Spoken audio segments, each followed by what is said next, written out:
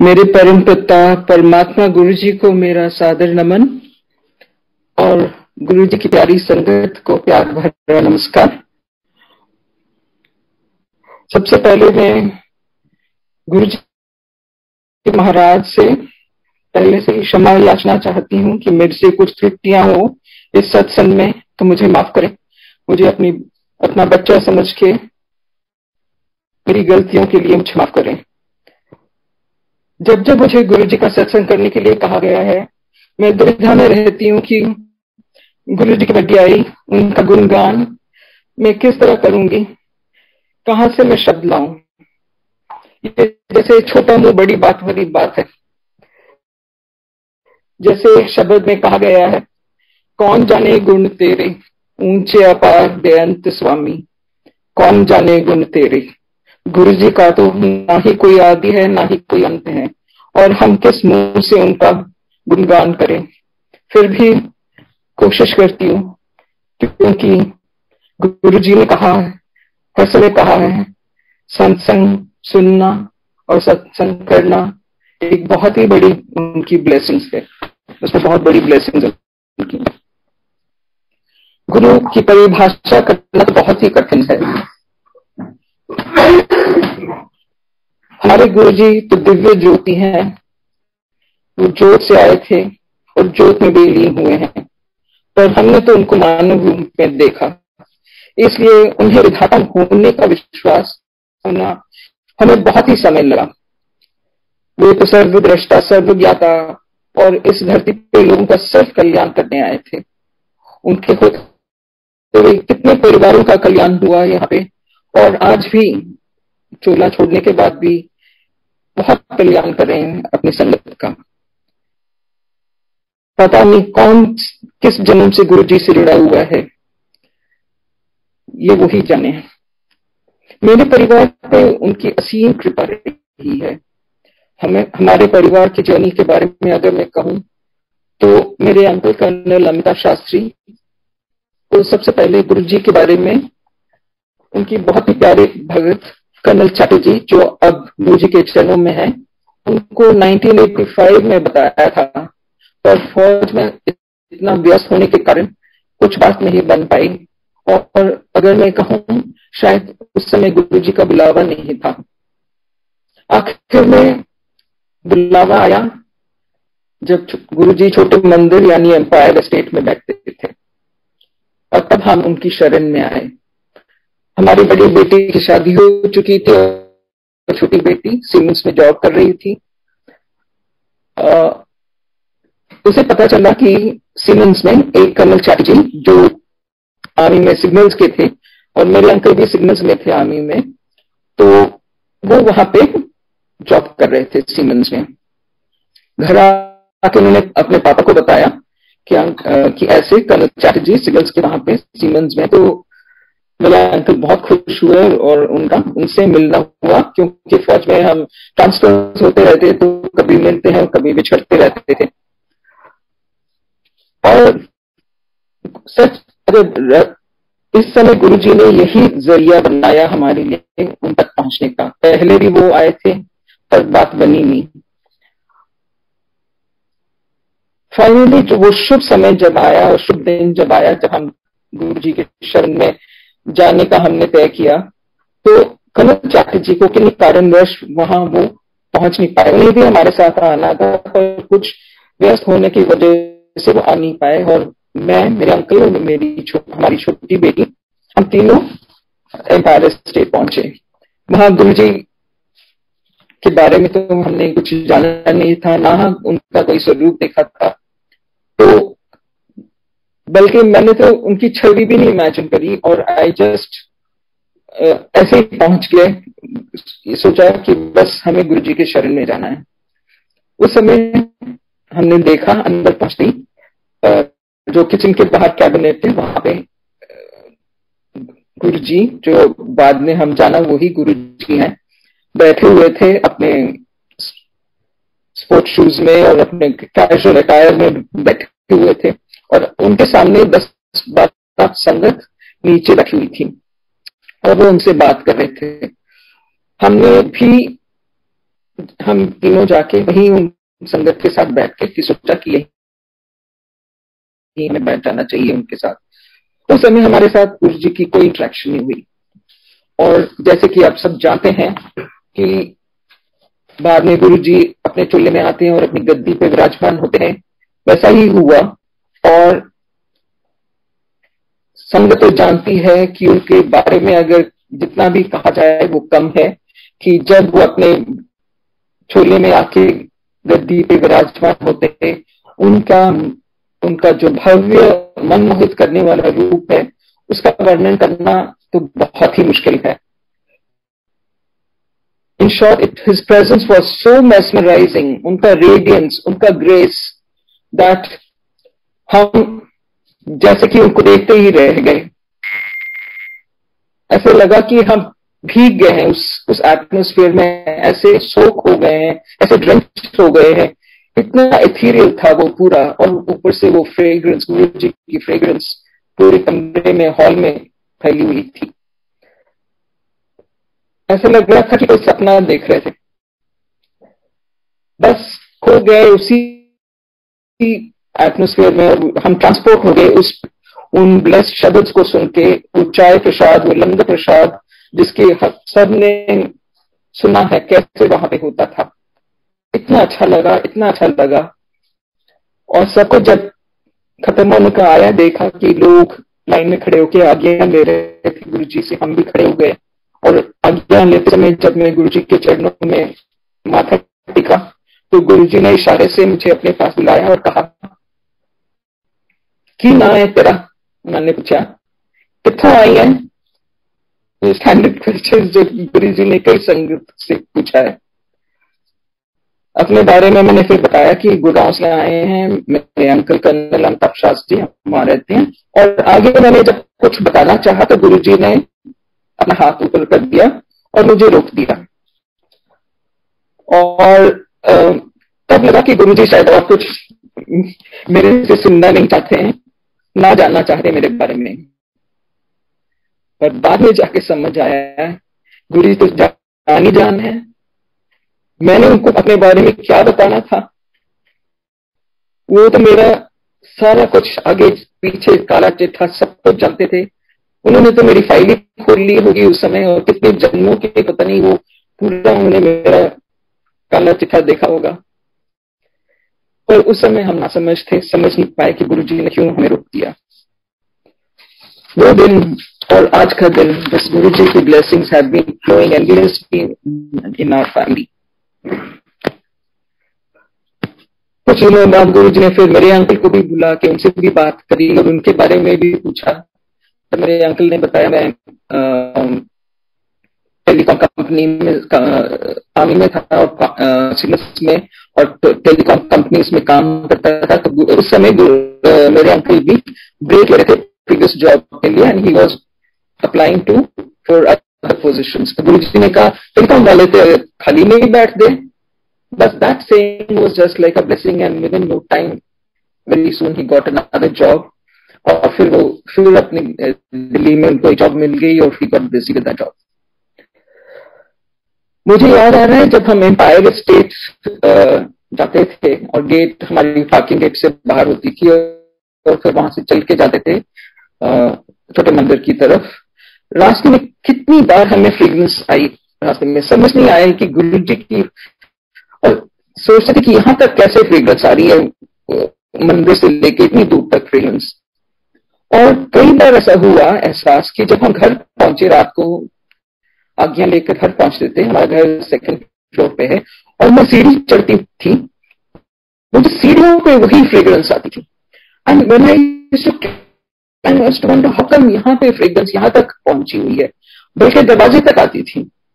तब जाना कि हमारे प्यारे गुरु जी तो अपनी संगत के साथ फिर सब में रहते। एक बार उन्होंने अपनी शरण में दे दिया, समझ ही नहीं पाए कि हम उनकी शरण में आ गए थे। उन्होंने तो कभी ऐसी कहानी, पर गुरु जी दरवाजे तक ऐसे अब एहसास होता है हमें छोड़ने आते थे। इतने प्यारे हमारे गुरु जी, हम क्यों ना उनके सदके जाए।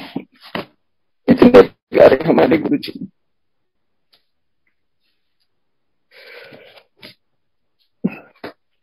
कैसे ना फिदा हुए हैं हम अपने इस गुरु जी पर।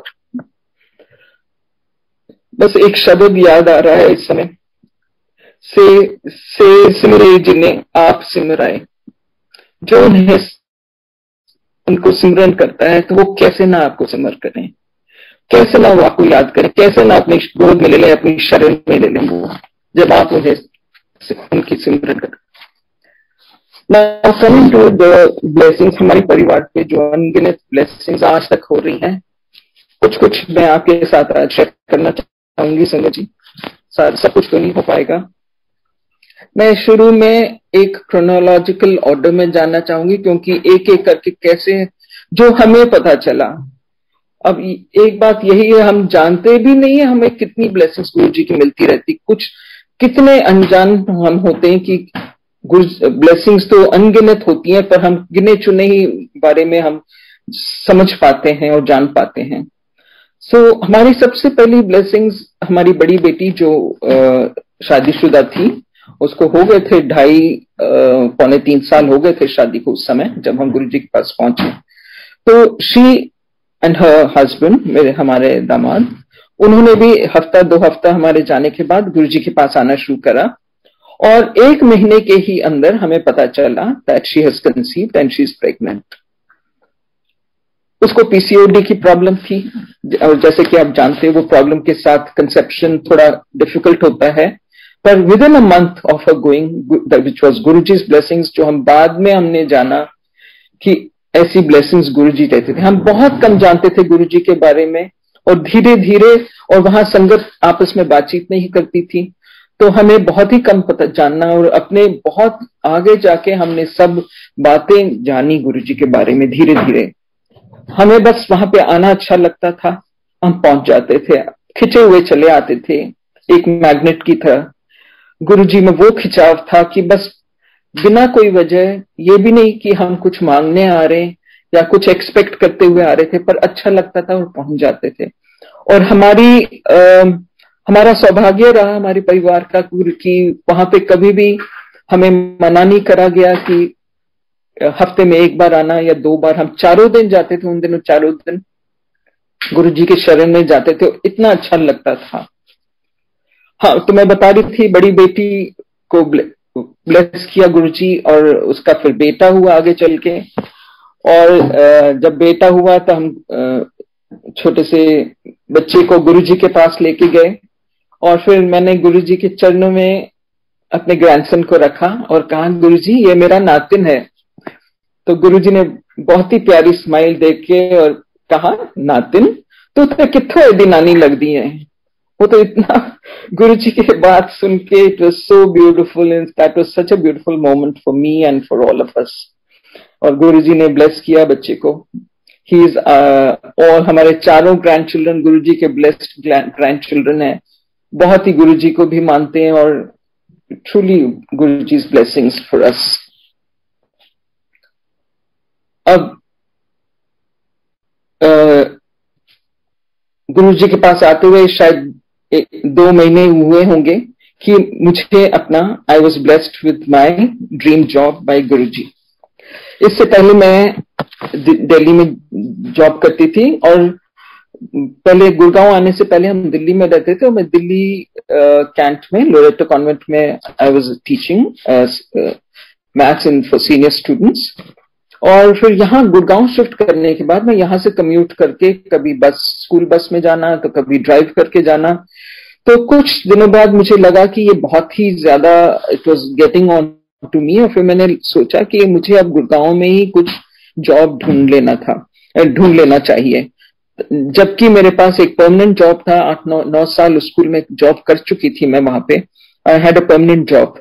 फिर भी इसके बावजूद I put in my papers and I thought I'll look for something in Gurgaon। और गुरुजी ने पता नहीं एक ऐसा जरिया फिर बना दिया कि मैंने एक स्कूल में जब एप्लीकेशन डाली जॉब के लिए, टीचर्स पोस्ट, मेरा इंटरव्यू हुआ, और इंटरव्यू के एंड में हमारे चेयरमैन ने टू माय सरप्राइज मुझे बताया कि I have been chosen not for a teacher's position, but for the post of head of the institution. तो वो सीनियर सेकेंडरी स्कूल था और मुझे वहां के प्रिंसिपल का पोस्ट ऑफर हुआ। मैं तो सोच भी नहीं पाती थी, मैं तो आई वॉज टोटली फ्लैबरगास्टेड। मैं सोच नहीं पा रही थी कि कहां मैं एक टीचर्स की पोजीशन के लिए आई हूं और मुझे एक प्रिंसिपल का पोस्ट मिल रहा है। ये गुरुजी की ब्लेसिंग नहीं तो और क्या। Within this 2 months of my going to Guruji this happened, और समझ नहीं पाए कि ये भी गुरुजी की ब्लेसिंग। हम समझ ही नहीं पाते, सोचते हैं कि अपनी अचीवमेंट है।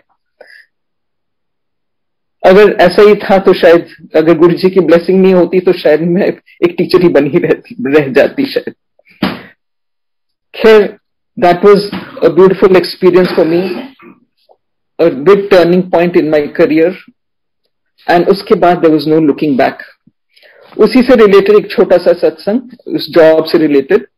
मुझे उस स्कूल में, जैसे कि आप, it was a private school, और जैसे कि आप जानते हैं प्राइवेट स्कूल जहां तक they are not very good pay masters, some schools कुछ तो बहुत अच्छे। दैट पर्टिकुलर स्कूल, उन्होंने देखा ये तो टीचर्स पोजीशन के लिए आई है, तो हालांकि टीचर्स स्केल उन्होंने उस समय ऑफर किया था। आई मीन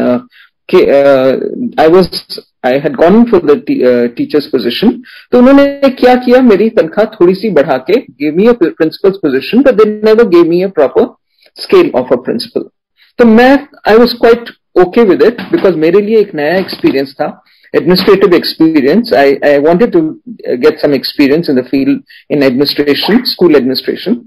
तो I was okay with that.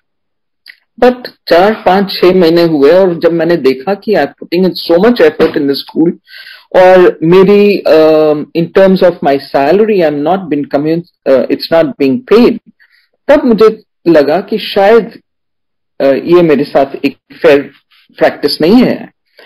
तो मैं सुबह जब तैयार हो रही थी, मैं गुरुजी से बहुत बातें करती थी, उनके स्वरूप, हमें स्वरूप जो मिले थे उन दिनों में, जो भी स्वरूप मिलते थे, मैं गुरुजी से सुबह तैयार हो रही थी स्कूल को, and man I just told Guruji मैं कितनी मेहनत करनी है, देखो मैंने की तनख्वाह देने लोग ते, not that it was less but probably not justified.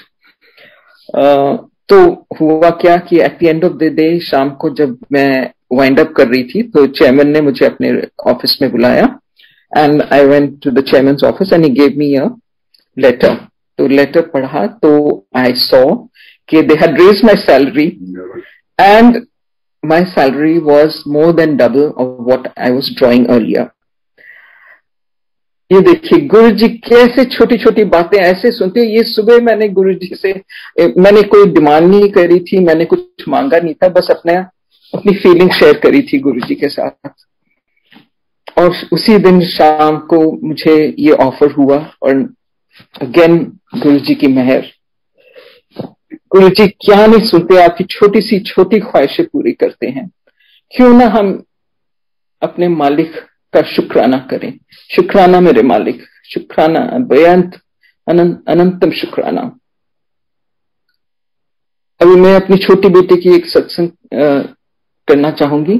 जब हमने गुरुजी के पास जाना चाहा, तो माय यंगर डॉटर, जो सीमेंस में जॉब कर रही थी, she is an IT professional, तो she was going through a medical problem, जिसे मायस्थीनिया ग्रेविस कहते हैं, जिससे उसके आंखों के कुछ नर्व्स कमजोर हो गए थे, मसल्स और नर्व्स कमजोर हो गए थे, और जिसकी वजह से उसकी एक आईलिड कभी कभी ड्रूप कर जाती थी, तो यानी कि नीचे को ड्रूप कर जाती थी।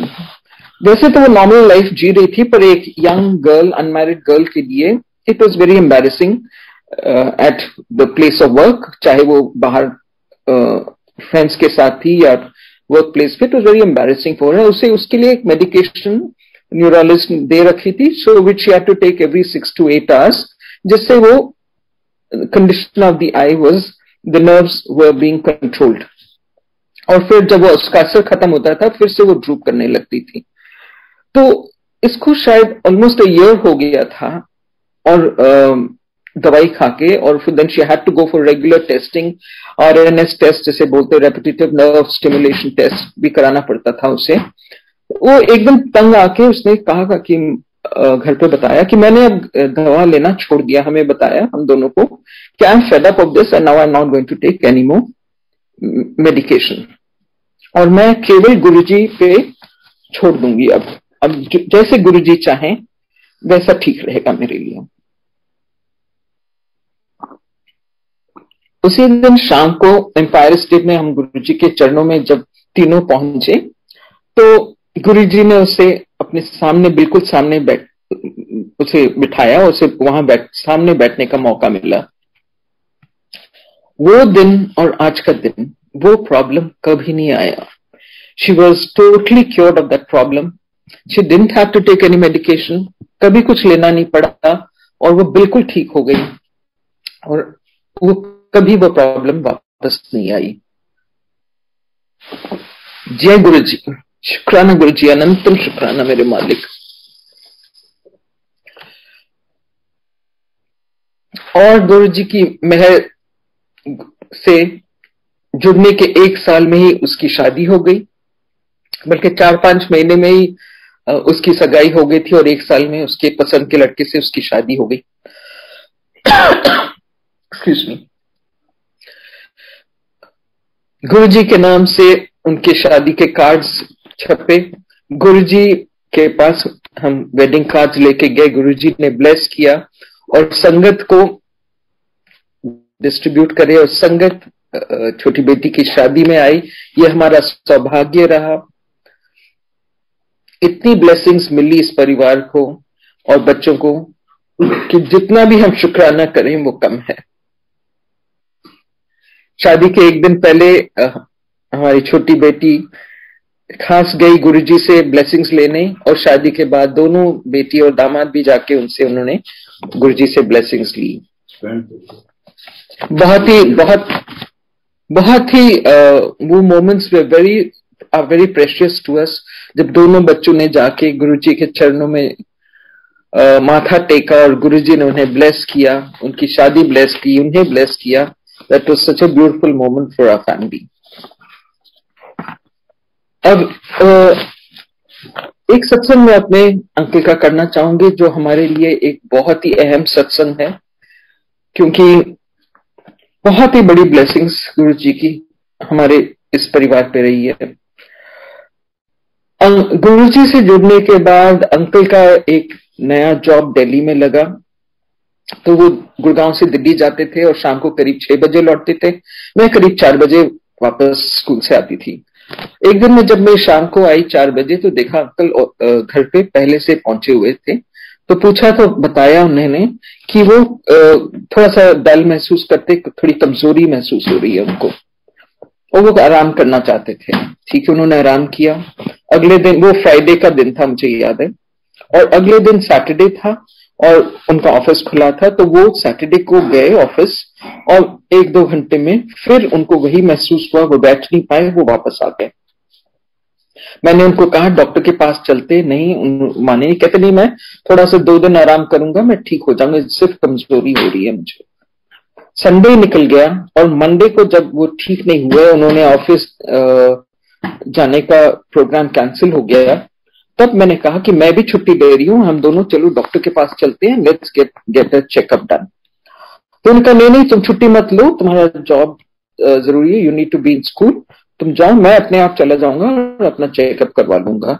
और उन दिनों में गुड़गांव में कोई भी ये बड़े हॉस्पिटल्स, कोई भी जो अब आए हमारे मेदांता, आर्टिमिस और फोर्टिस और वगैरह वगैरह, वो कोई भी नहीं थे, और छोटे मोटे बस हॉस्पिटल्स थे। घर के पास था एक उमकल हॉस्पिटल, तो वो वहां चले गए और वहां उन्होंने चेकअप अपना करवाया। तो ईसीजी हुआ, तो डॉक्टर्स ने बताया कि your ECG is not normal.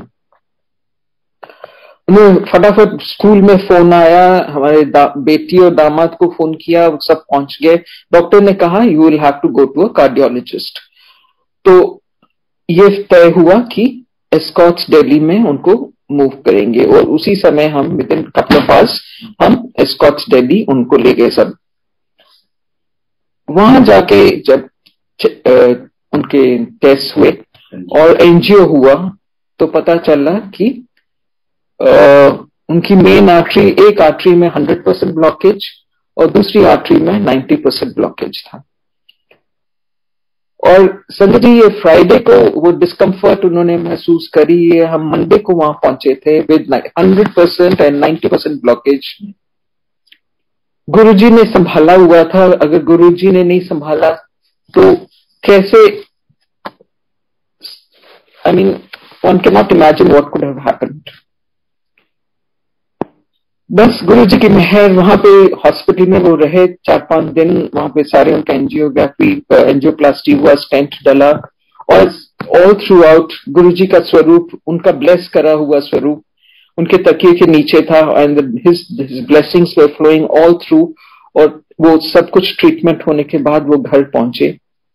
और फिर जब हम उसके बाद गुरुजी की ब्लेसिंग्स लेने बड़े मंदिर गए, घर लौटने के बाद, छोटे मंदिर एम्पायर स्टेट गए, तो जब आज्ञा का समय आया, मैं जाके गुरुजी को बताया, गुरुजी ऐसे इनको ऐसी प्रॉब्लम हुई थी और एंजियोप्लास्टी, और तो गुरुजी ने कहा ऐसा है कि गड़वी लेके आई, अगली बार आएंगी तो गड़वी लेके आई। तो हम फिर अगले ही दिन गए, गड़वी लेके हम गए, और फिर मेरे अंकल ने गुरुजी से को गड़वी दी, और गुरुजी ने उनका डेट ऑफ बर्थ पूछा, और जैसे वो करते थे गड़वी में कुछ मंत्र शायद बोलते थे, जैसे गुरुजी की ब्लेसिंग्स होती थी, तो उन्होंने लोटा ब्लेस किया, और वो लोटा आज तक उसमें जल लेते हैं और उससे नहाते हैं, जैसे कि करते हैं, संगत करती है। मेरे अंकल से जुड़ी मैं एक दो और छोटे छोटे सत्संग करना चाहूंगी। यहाँ पे मैं बताना चाहूंगी कि जैसे मैंने बताया शुरू में, यहाँ हॉस्पिटल्स नहीं थे, जब हॉस्पिटल्स खुल गए, शायद मेरे अंकल, कोई भी ऐसा हॉस्पिटल नहीं बचा है जहां पे वो एडमिट नहीं हुए, चाहे वो आर्टेमिस हो, चाहे वो फोर्टिस हो, चाहे वो मेदांता हो, वो पारस के तो चक्कर, क्योंकि हम बगल में रहते, कुछ ना कुछ किसी वजह से जाते रहते, तो कुछ ना कुछ इश्यूज आती रही, हेल्थ इश्यूज आती रही, और शायद गुरुजी कर्म कटवा रहे थे एक एक हेल्थ इश्यू को लेके, और फिर बस होता था कि जाते थे और बड़ी स्मूथली हम उससे निकल के छूट के वापस आ जाते थे। अब वो उस समय तो बहुत ही अपसेटिंग था, पर अब थोड़ी मुझे एक वो लगा कि गुरुजी कैसे हमें कैसे पार, भवसागर से पार लगा देते थे उस समय। अब सोचते कि वो समय कैसे निकलता था, पता भी नहीं चलता था, इतना स्मूथली सब कुछ हो जाता था ट्रीटमेंट। मेरे अंकल अगेन छोटी सी दो सत्संग के बारे, 2 बार बाथरूम में गिरे, ये बताना चाहूंगी क्योंकि इसमें गुरुजी की ब्लेसिंग हमें देन एंड देयर दिखी इसमें, तो इसे मैं शेयर करना चाहूंगी। एक पहली बार जब गुरुजी, जब मेरे अंकल बाथरूम में गिरे थे, उस दिन मंडे का दिन था, हम हर मंडे और फ्राइडेज उन दिनों में रेगुलरली जाते थे बड़े मंदिर, और मंडे का दिन था, नहा के निकलना था हमें बड़े मंदिर के लिए। तो इन्होंने मुझे बताया नहीं कि he had a fall in the bathroom, और वहां पे उनको चेस्ट पे इम्पैक्ट पड़ा, उस फॉल का इम्पैक्ट चेस्ट पे पड़ा। रास्ते में जब मैं ड्राइव करके जा रही थी, and he was sitting next to me, और रास्ते में उन्होंने मुझे बताया कुछ, फिर बताया कि मुझे ऐसे में गिर गया था, मुझे थोड़ी सी ब्रीदिंग प्रॉब्लम हो रही है। जय गुरु जी आंटी, सॉरी आपको डिस्टर्ब करने के लिए। आंटी मेरी जो आप हैंड्स फ्री यूज कर रहे हैं ना, उसमें से कुछ डिस्टर्बेंस आ रही है, नॉइज आ रही है, सो आप उसको रिमूव कर लेंगे, उससे ना बीच में बहुत ज्यादा नॉइज आ रही है, जिस वजह से सत्संग क्लियर नहीं समझ में आ पा रहा। अच्छा, मैं अभी ट्राई करती हूँ, आप मुझे बता दीजिए सर।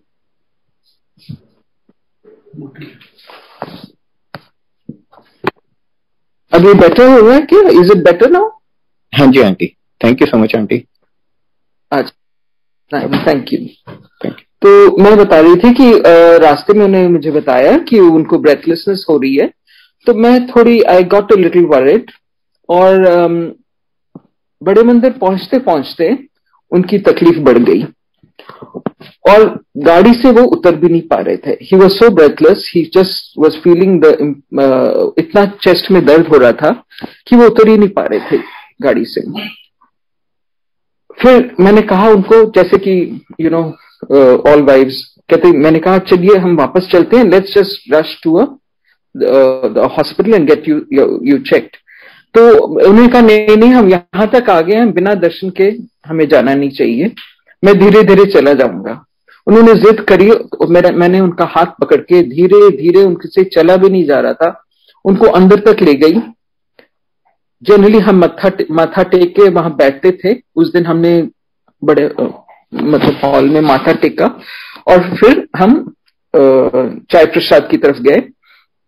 और जब चाय प्रसाद ली, मैंने कहा जल्दी से चाय पी के, उस दिन समोसा प्रसाद था, मैंने कहा चलते हैं, let's just go to a doctor. से नहीं, प्रसाद यहीं पे खाना चाहिए. तो I know he was very right about that. मैं भी समझती थी कि प्रसाद तो मंदिर में ही खाना चाहिए, पर मुझे बहुत चिंता हो रही थी.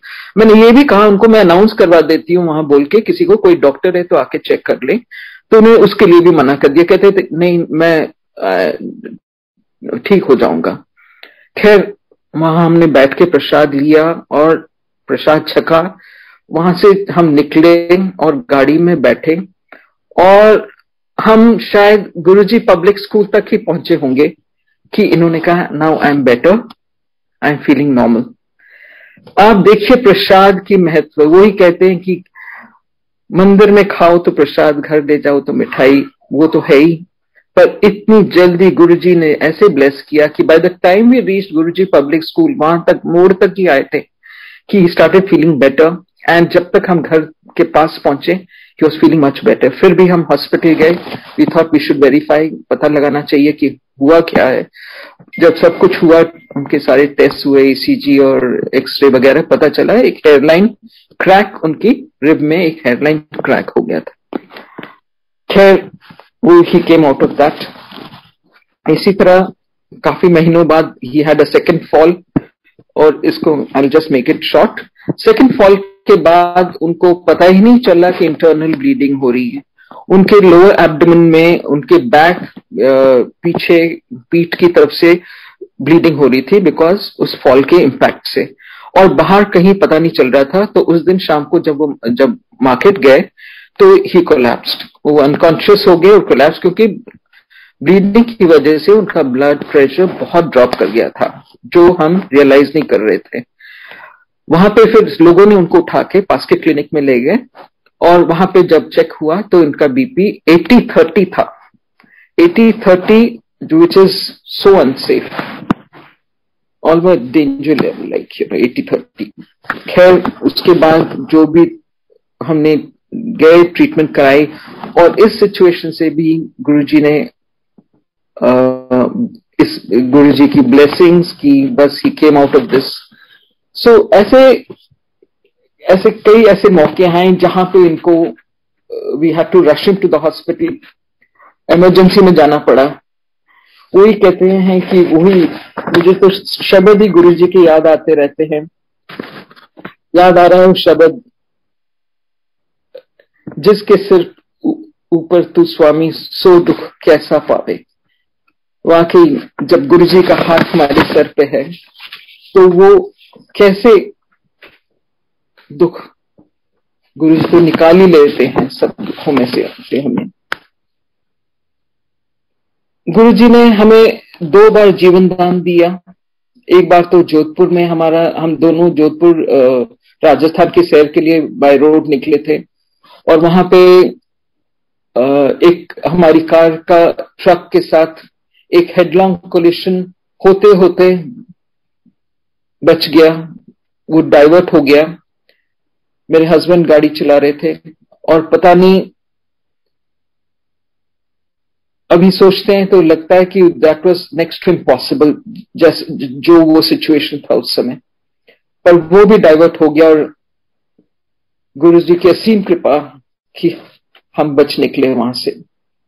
दूसरी बार मैं ड्राइव करके जा रही थी, अपने स्कूल जा रही थी और सुबह के समय, और एक इनोवा टैक्सी जो फुल स्पीड में आ रही थी जैसे कि टैक्सी चलती हैं, उन्होंने आके मुझे इतनी जोर से साइड से आके मारा, फ्रॉम ऑन द एक तरफ से मारा गाड़ी पे, कि मेरी गाड़ी पूरी की पूरी घूम गई और इतनी बुरी तरह डैमेज हुई, इतनी बुरी तरह ठुक गई कि 3 महीने तो मैं वो वर्कशॉप में ही पड़ी रही।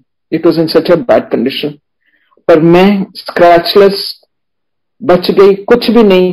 गुरुजी का स्वरूप तो गाड़ी में लगा ही था, कुछ भी नहीं हुआ मुझे, और बस थोड़ी सी इम्पैक्ट से मुझे कुछ ब्रीदिंग इश्यूज हुए, वो भी 1 आध घंटे के लिए, और I was back to normal. अनंतम अनंतम शुक्राना मेरे मालिक, अनंतम अनंतम। वही मुझे तो हर गुरुजी के ब्लेस शब्द हैं कि क्यों कहते हैं कि गुरुजी के शब्द में इतनी ब्लेसिंग्स हैं कि बस उनको सुनो और उनको याद करने में ही आपकी ब्लेसिंग्स आपकी को मिल जाती हैं। जैसे वो मुझे शब्द याद आ रहा है, जिस दा साहिब डाडा होए उन्हें मार सके ना कोई। वाकई वही बात हुई उस समय।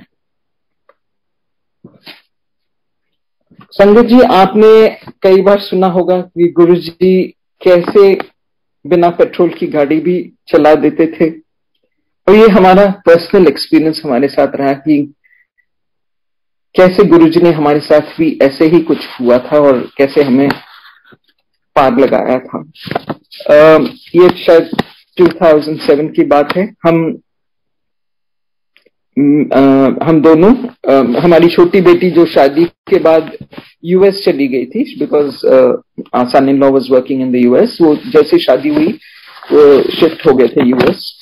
तो शी हैड कम डाउन, तो बड़ी बेटी, हमारी छोटी बेटी, मैं और हमारा ग्रैंडसन जो शायद उस समय 2 साल का था, हम सोचा कि एक लैंसडाउन, थोड़ा सा hill station, just to spend a few days with the children, we had gone there.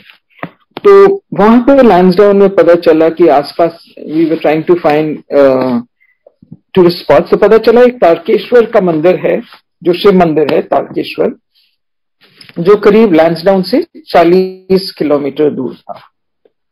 तो वी डिसाइडेड कि सुबह निकल के हम मंदिर में शिव दर्शन करके आएंगे, शिव मंदिर। तो हम निकले जब गाड़ी से, हमने नोट नहीं किया, और शायद अंकल ने शायद नोट भी किया, लगा कि पेट्रोल है गाड़ी में, काफी पेट्रोल है, पर हम कहीं 10-15 किलोमीटर निकले ही होंगे उस रोड पे, जो बहुत ही सुनसान था। इट वाज मोस्टली अनइनहैबिटेड, क्योंकि लैंसडाउन एज सच बहुत ही छोटा सा एक हिल स्टेशन है, और फिर वो आसपास इतना इनहैबिटेड नहीं है।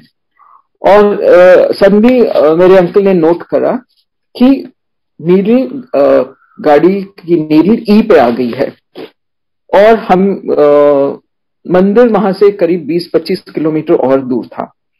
तो हम तो घबरा गए, हम सब तीनों, my daughters and myself, हम तो बहुत घबरा गए, और अंकल को बोला नहीं लेट्स टर्न बैक गाड़ी, क्योंकि रास्ते में पता नहीं कुछ मिलेगा कि नहीं, लेट्स गो बैक। तो अंकल का नहीं, हम मंदिर दर्शन के लिए आए, मंदिर दर्शन करके ही जाएंगे हम। उन्होंने जिद करके कहा देखा जाएगा, आगे चल के देखा जाएगा। तो गाड़ी चलाते गए, needle was at on showing E empty, कि गाड़ी, पेट्रोल नहीं है गाड़ी में। एंड चलते गए रास्ते में एक छोटा सा शैक से हमें मिली, छोटी सी दुकान, और luckily we manage to find nylon की जो रस्सियां होती हैं वो मिल गई हमें वहां। वो हमने उठा ली। हमने सोचा, अंकल ने कहा कि कहीं टो करना पड़े तो टो कर लेंगे, इससे कोई मिल जाएगा। तो चले गए और पहुंच गए हम मंदिर पहुंचे तो 4-5 और गाड़ियां खड़ी थी, और अंकल ने उनसे बात करी कि थोड़ा सा पेट्रोल कुछ अगर वो ट्रांसफर कर दें हमारी गाड़ी में, पर वो ऐसा था कि गाड़ी का कि दैट पॉसिबिलिटी नहीं थी उसको ट्रांसफर करने की, पेट्रोल ट्रांसफर करने की गाड़ी नहीं थी। खैर, हम, अंकल ने कहा चलो अब पहले दर्शन करके आते हैं। अंदर गए, बहुत ही इतना सुकून मिला वहां पे शिव मंदिर में, सच अ ब्यूटीफुल प्लेस। वैसे ही वो जगह इतनी सुंदर थी, और फिर ऊपर से शिव दर्शन, शिव का हमने शिव जी का उनके मंदिर में दर्शन किए, और फिर लौट के एक दूसरी गाड़ी के एक ड्राइवर ने, जो गुड समैरिटन, ही सेड, देखिए आप अंकल जी, आप देखिए, आप आगे आगे चलिए, मैं आपके पीछे चलता रहूंगा, कभी भी प्रॉब्लम होगी तो मैं आपको टो कर दूंगा। तो हमने गाड़ी वहां से स्टार्ट करी और अनदर 40 किलोमीटर्स टू लैंसडाउन। चलती गई गाड़ी, चलती गई और चलती गई और कहीं रास्ते में रुकी नहीं, एंड वी रीच्ड लैंसडाउन। गुरु जी की मेहर। वही हम आज भी सोचते हैं कि कैसे हम बिना पेट्रोल के इतना लंबा रास्ता हमने काटा। गुरु जी तो साथ थे ही हमारे, ये होना ही था, कुछ भी हो सकता था, पर we went through the, and that was also a beautiful experience when we look back, कैसे हम बिना पेट्रोल के फिर ऊपर से हम शिव मंदिर जा रहे थे। हमारे गुरु जी, हमारे महाशिव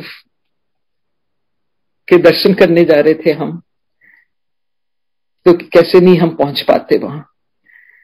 and it was another beautiful satsang of our lives. गुरुजी's ब्लेसिंग्स, गुरुजी's मेहर। ऐसे बहुत से छोटे छोटे हमारे सत्संग इस फैमिली के, मैं थोड़े से शेयर करना चाहूंगी। एक मैं अपने, ये तो बड़े बड़े सत्संग हुए जहां पे हेल्थ इश्यूज थी और गुरुजी ने कैसे संभाला, पर इसके अलावा जो छोटी छोटी खुशियां, मैं I make it very sure कि वो छोटी खुशियां जो हमें इतने मायने रखती हैं, गुरुजी कैसे हर समय होते हैं हमें ब्लेस करने के लिए। एक था कि मैं गुरुजी का, एक बार हम गए थे छोटी बेटी के पास, उनकी विजिट के लिए गए थे। शायद it was a delivery, if I remember correctly, उसके बच्चा होने वाला था, डिलीवरी के लिए गए थे। और लौटते लौटते, एंड मैं स्टिल जॉब कर रही थी, मुझे जनवरी एंड हो गया था, पहुंचते पहुंचते वापस थोड़ी छुट्टी लेके गई थी and join my school late. मुझे वहां पे याद आ रहा था, मैं बहुत पर्टिकुलर थी कि बड़े मंदिर का हर साल जो भी कैलेंडर होता था वो किसी तरह मुझे मिल जाए और मैं उसका कलेक्शन, बल्कि मुझे जब से बड़े मंदिर में कैलेंडर्स डिस्ट्रीब्यूट हुए अब तक के मेरे पास हर साल के कैलेंडर अभी भी मौजूद है। बड़े प्यार से मैंने उनको संभाला है, किसी को नहीं देती हूँ, अपने पास ही रखे सारे कैलेंडर्स। उस साल का मैं I was a little worried, क्योंकि हम चले गए थे बहुत पहले, तब कैलेंडर डिस्ट्रीब्यूशन शुरू नहीं हुआ था और मुझे लग रहा था कि पहुंचते पहुंचते पता नहीं मिलेगा कि नहीं। और जब वापस लौटे और अगले दिन मैं स्कूल गई टू ज्वाइन माई ड्यूटी, तो ऑफिस में बैठी तो my PA, she walks up to me with something rolled up, और मेरे हाथ में वो पकड़ाती है और कहती है, मैम कोई आया था आपके एब्सेंस में जब आप बाहर गए थे and left this for you. और जब मैंने खोला तो वो गुरुजी बड़े आश्रम, बड़े मंदिर का कैलेंडर था। कैन यू बीट इट संगत जी, कैसे गुरुजी हमारी हर इच्छा पूरी करते हैं। मैंने स्कूल में किसी को नहीं बताया, मैंने उनको पूछा कि कौन आया था, कौन देने, कहते उन्होंने नाम नहीं बताया। कोई जेंटलमैन थे, वो आए थे, उन्होंने छोड़ गया आपके लिए, ना उन्होंने अपना नाम बताया। सोचती रह जाती हूँ कि बल्कि कौन आया होगा उस समय। मेरे स्कूल में कोई भी नहीं जानता था कि मैं गुरुजी को मानती, मैंने बल्कि कभी भी गुरुजी का स्वरूप बाहर अपने टेबल पे नहीं रखा था, हर समय ड्रॉर में रखती थी और वहीं से माथा टेकती थी अपने ड्रॉर में। बिकॉज ऑफिस में आते लोग हर किसी को जवाब दो कि क्या है, कौन है, सो उसको मैं पब्लिक नहीं करना चाहती थी। That was my personal feeling. तो कोई जानता नहीं था कि हम बड़े मंदिर गुरुजी के पास जाते हैं। And that was such a beautiful gift from Guruji, उस साल का कैलेंडर। इसी तरह हमारे घर में सत्संग होना था और मैं चाहती थी कि उस सत्संग में एक बड़ा सा, एक गुरुजी का एक पर्टिकुलर स्वरूप में लगाऊं, एक नया स्वरूप लगा के उस दिन सत्संग के लिए। तो मेरा मन था कि आज मंदिर जा रहे थे मंडे को, तो मैंने कहा कि देखती हूँ मंदिर में शायद मिल जाए एक पर्टिकुलर स्वरूप जो बड़े मंदिर में, मेरे पास छोटे उसके स्वरूप थे, बड़ा स्वरूप नहीं था। जो बड़े मंदिर में लेफ्ट साइड पे गुरुजी ऐसे अपने चीक पे हाथ रख के, जो अभी शायद हर घर में मिल जाता होगा, उन दिनों में कम ही मिलते थे। तो वो वाला स्वरूप मेरे पास छोटा वाला था, पर मुझे चाहिए था बड़ा सा स्वरूप फॉर द सत्संग इन अ हाउस।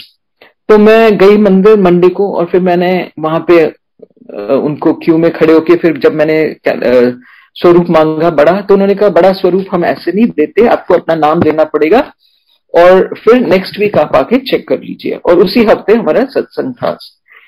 तो मैं नेक्स्ट वीक फिर गई और वहां जाके मैंने पूछा कि ऐसे मैंने बुक करा हुआ है स्वरूप। मैंने उन्हें कोई स्पेसिफिक स्वरूप भी नहीं बताया, मैंने सिर्फ कहा मुझे बड़ा स्वरूप चाहिए।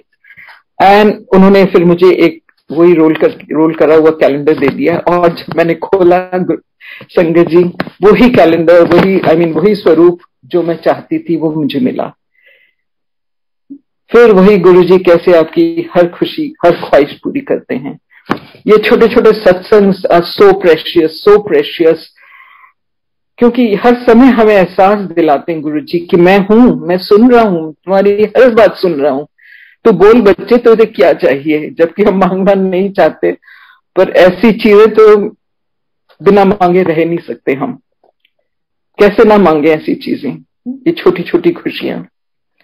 इसी तरह मुझे याद है बहुत साल पहले, ये हॉल नहीं बना था जब आजकल जहां पे हम बैठ के लंगर प्रसाद करते हैं, और हॉल शायद बन रहा था उन दिनों, शुरू हुआ था बनना। और जो लॉन है, जब हम मंदिर को फेस करते लेफ्ट साइड के लॉन में, वहां पे चाय प्रसाद मंडेज को चाय प्रसाद और प्रसाद मिलता था हमें। तो हम माथा टेक के वहां आते थे लॉन में, और वहां पे बैठने का शामियाना लगा हुआ करता था, वहीं पे बैठ के हम प्रसाद ग्रहण करते थे। तो उस दिन जनवरी का टाइम शायद था, बहुत ठंड थी, और प्रसाद लेके हम दोनों को जगह मिली लॉन के अदर एंड, प्रसाद लेके हम अदर एंड पे आके हम दोनों बैठे। और जब मैंने चाय प्रसाद पिया, मैं कभी प्रसाद को कभी कुछ नहीं कहती हूँ, जैसे मिलता है वैसे ही ग्रहण करती हूँ। पर उस समय क्योंकि इतनी ठंड हो रही थी, मेरे मन में एक बात आई, चाय तो आज ठंडी हो गई है, चाय प्रसाद ठंडी हो गई है, बस मन में ये बात आई। मैंने अपने अंकल से भी ये बात नहीं कही। और संगत जी आप मानेंगे नहीं, with in a few minutes एक सेवादार एक ट्रे में गरम गरम चाय का ग्लास, खूब तेज गरम चाय का ग्लास लेते हुए from one end of the lawn दूसरे एंड तक मेरे पास आए। सिर्फ एक ग्लास था उस ट्रे में, मेरे पास आए और उन्होंने मुझे वो चाय, उन्होंने कहा आंटी ये आपके लिए है। कैसे है हमारे गुरुजी, कैसे मन की बात जान लेते, कैसे हमें कुछ कहने की जरूरत नहीं। मैंने तो यही सोचना शुरू कर दिया, पहले तो सुनती थी पर अब मानना शुरू कर दिया, गुरुजी हमारे अंदर बैठे, he is with in us, he is listening. हम कुछ गलत सोचें वो भी वो सुन रहे हैं, हम कुछ अच्छा सोचे वो भी वो सुन रहे हैं। इसीलिए कहते हैं गलत बोलना तो दूर, गलत सोचना भी मना है, सोचना भी नहीं चाहिए किसी को। अगर हम गुरुजी को तहे दिल से मानते हैं तो हमें किसी के बारे में मन में भी कोई गलत सोच, किसी का बुरा नहीं सोचना चाहिए, ना ही कुछ गलत सोच रखें। वो तो हमारे मन में बसे हैं, वो हमारे दिल में बसे हैं, वो वहां सब सुन रहे हैं कि हम देख रहे हैं, सुन रहे हैं कि हम क्या सोचते हैं, हम क्या बोलते हैं, हम क्या करते हैं। दैट डे मैं तो हैरान होकर रह गई, उसे कैसे गुरुजी ने मन की बात सुन ली उस दिन। एक छोटा अंकल, कितने बजे तक, कितना टाइम है अंकल जी? आंटी प्लीज आप शेयर कर सकते हैं जब तक आपका मन करे। Thank you thank you. छोटे सत्संग जब मैं कर रही हूँ, मुझे याद आ रहा है कि हमारा ग्रैंडसन, हमारी बड़ी बेटी भी इवेंचुअली, छोटी बेटी तो चली गई थी यूएस, आजकल हमारे दोनों बच्चे वहां सेटल्ड हैं, यूएस में सेटल्ड हैं। और बड़ी बेटी तो उस समय इंडिया में ही थी। मैंने बताया था उसकी शादी, जब हम गुरुजी के शरण में गए थे उसकी शादी हो चुकी थी, और उसका बेटा जो गुरुजी ने ब्लेस किया था वो यहीं पे गुड़गांव में ही रहते थे, करीब शायद वो 4 या 5 साल का होगा उस समय। तो माई daughter was working in one of the MNCs in a very good high position, तो वो जॉब कर रही थी। और मेरी डॉटर ने बहुत बाद में आके मुझे ये सत्संग बताया, मतलब शायद 5-6 साल पहले बताया ये सत्संग, बहुत बाद में बताया। तो मुझे सच अ ब्यूटीफुल सत्संग, तो I thought I must share with the संगत। तो कुछ इश्यूज होंगे कि जिस वजह से वो थोड़ी परेशान हो रही थी, और गुरुजी को तो हम सब भी मानते हैं, पूरा परिवार हमारा। तो उसने गुरुजी को कहा, गुरुजी आर यू विद मी? उन्होंने गुरुजी से जैसे बात हम करते, तो गुरुजी से कहा, गुरुजी आप मेरे साथ हो ना, आप देख रहे ना मैं आजकल what I am going through. So जैसे गुरुजी हमें टेस्ट करते हैं, हम सब जानते हैं गुरुजी कैसे नींबू की तरह निचोड़ के टेस्ट करते हैं। हम तो इंसान हैं, हम भी टेस्ट कर सब, I think all of us have done that. सोचते हैं गुरुजी हमारा ये करेंगे तो मानेंगे कि गुरुजी हैं हमारे साथ, ये नहीं होगा तो फिर you know all those doubts, those ifs and buts. जो गुरुजी कहते थे कि अपनी अकल बार जुतियां ना छड़ के आओ, वो अकल असी बहुत देर तक छोड़ ही नहीं पाए। तो डाउट्स तो हर किसी के मन में आता है कि पता नहीं गुरुजी हमारे साथ हैं कि नहीं। तो उसने कह दिया, गुरुजी आप मेरे साथ हो ना, अगर आप मेरे साथ हो तो आज मुझे कहीं से फूल मिलने चाहिए। This is what she told Guruji, my daughter. और बस वो भूल गई, ये कह के वो भूल गई। शाम को मेड उस बच्चे को नीचे पार्क में घुमाने ले जाती थी। He was I think 4 or 5 years old at that time। और घुमाने जैसे बच्चों को ले जाते पार्क में, तो पार्क में लेके गई, और जब वो ऊपर आया वो बच्चा, उसके हाथ में एक फूल था जो उसने कभी ऐसे लेके नहीं आया था घर पे, और एक फूल लाया और उसने अपनी माँ को दिया और कहा, mamma this is for you. This is such a beautiful satsang. तब उसे याद आया कि उसने गुरुजी को कहा था कि गुरुजी आप अगर मेरे साथ हो तो मुझे कहीं से फूल मिलने चाहिए। So she was testing Guruji, and see Guruji ने भी कैसे उसे विश्वास दिलाया, बेटा मैं तेरे साथ ही हूं। सो ब्यूटिफुल दीज लिटिल सत्संग, मुझे बहुत ही प्यारे हैं छोटे छोटे सत्संग हमारे परिवार के। इसके अलावा बहुत बड़े बड़े सत्संग हैं, जैसे कि टू मेक इट शॉर्ट, हमारी बड़ी बेटी जब US उन्होंने प्लान करा मूव करने का, son-in-law was into business, she was working in an MNC, और फिर उनके हमारे son-in-law को था कि वहां जाके वो अपना ब्रांच खोल लें, business, he wanted to start his business there in the US। तो बड़ी हिम्मत करके इन्होंने फैसला किया, even though my daughter was not willing to do that because it was a major move, बहुत ही रिस्की मूव था वो, यहाँ पे सब वाइंड अप करके मूव करना US। फिर भी बिकॉज हस्बैंड वॉज कीन, तो उन्होंने यहाँ पे सारा कुछ वाइंड अप करके यहाँ तक सब कुछ अपना प्रॉपर्टी वगैरह बेच के, और जो भी they could you know they could collect money, they move to the US, ये सोच के कि वहां पे एस्टैब्लिश करेंगे उनका बिजनेस। और दिस अगर आज किसी को कहा जाए कोई किसी ने ऐसा मूव किया है तो दे विल से ये तो कुछ something is out of the mind. Such a big risk इन्होंने दिया। वहां वो गए थे अपने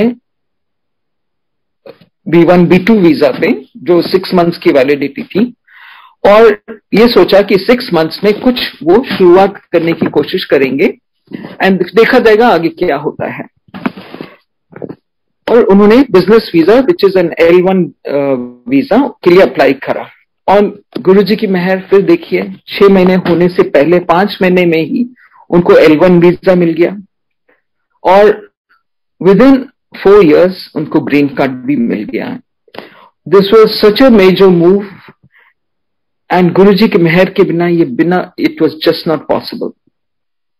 ये बात दूसरा है कि उन्होंने बहुत बहुत स्ट्रगल किया इनिशियली। अभी तो खैर वो they are doing extremely well, they are in a very good position in their field, they are doing extremely well now, पर बहुत स्ट्रगल किया वहां पे इनिशियली, बहुत ही लो फेज भी आया. They came out of it with Guruji's blessings and today they are doing well again. Guruji की blessings ही जो उनको यहां तक ले आई. बस आखिर में मैं ये बताना चाहूंगी कि जैसे जब मैं कभी इंट्रोस्पेक्ट करती हूं कि हमारी पास्ट जिंदगी कैसे रही, तो महसूस होता है कि गुरुजी से मिलने से पहले और उस गुरुजी से मिलने के बाद एक जमीन आसमान का अंतर आ गया है. कहां तो वो एक जिंदगी थी जो एमलेसली, गोललेसली हम जी रहे थे, भाग रहे थे किसी ना किसी चीज के पीछे. सुकून नाम की चीज तो शायद उस समय थी नहीं हमारी जिंदगी में. गुरुजी के शरण में आने के बाद समझा जिंदगी में एक ठहराव, एक सुकून जो आ गया था. तब समझा कि जिंदगी क्या है. अब महसूस होता है कि मैं काम, क्रोध, मोह, लोभ, अहंकार सब पर विजयी पाने के रास्ते पे चल पड़ी हूं. बहुत गुरुजी ने हमें सिखाया कैसे इन सब से उभरना है, और कर रही हूं, कोशिश कर रही हूं. बस गुरुजी की मेहर बनी रहे और दिन ब दिन हम अच्छे बंदे बने. जैसे गुरुजी कहते थे, अच्छे बंदे बनो. ये गुरुजी ही केवल कर सकते हैं. अच्छे बंदे हमें सिर्फ गुरुजी ही बना सकते हैं. और फिर गुरुजी भाव से गुरुजी से जुड़ें, गुरुजी को याद करें, गुरुजी को प्यार करें, तो फिर हम क्यों ना अच्छे बंदे बने, क्योंकि हम उनके कहे हुए रास्ते पे फिर चलेंगे. अगर हम वाकई गुरुजी को भाव से उस मानते हैं. Life has never been so beautiful. कितनी सुंदर जिंदगी हो गई है गुरुजी से जुड़ने के बाद. गुरुजी की मेहर 24/7 फ्लो करती रहती है. मेरे ख्याल से हर एक दिन एक सत्संग ही है, बल्कि हमारा ये सांस लेना भी एक सत्संग है. और उनकी मेहर नहीं होती तो ये सांस भी नहीं हमें मिल सकती है. जीवन में कुछ अनटूवर्ड ना होना ही सबसे बड़ा सत्संग है. कोई जरूरी नहीं कि हमें परेशानी हो और हम उससे निकले और वो एक सत्संग बन जाता है. लाइफ अगर स्मूथली चल रही है, वो ही सबसे बड़ा सत्संग है हमारे जीवन का. इश्यूज तो आते रहते हैं और गुरुजी शायद वो सब पार लगा देते हैं और हमारे कर्म भी कटवा देते साथ साथ. बस गुरुजी से अरदास है, हमें आखिरी सांस तक बस अपने चरणों में रखें और हम सब पे अपनी मेहर बनाए रखें. गुरुजी से मेरी बस अरदास है, कृपा करो दीन दातिया, दीन के दातिया, मेरा गुण अवगुण न विचारो कोई, कृपा करो मेरे दातिया, कृपा करो.